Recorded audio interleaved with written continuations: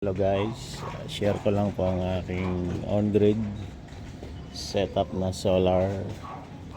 Ang isa po nito ay 550 watts kada isang panel. So yan po, dalawa rito sa side.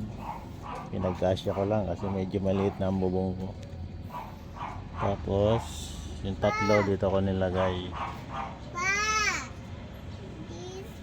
Ito nga pala ang aking munting rooftop. Nagtanim na rin ako ng konting gulay-gulay rito, libangan pag galing sa trabaho. Nakakalibang din naman. Yan. May dalawang solar light din ako dito set up. Yan. Umilaw na yung isa. Hindi na ako gumagamit ng kuryente dito kasi expenses pa yan sa bayarin. Papakita ko pa sa inyo ang kabilang bubong ko. Yan, 4 na monocrystalline.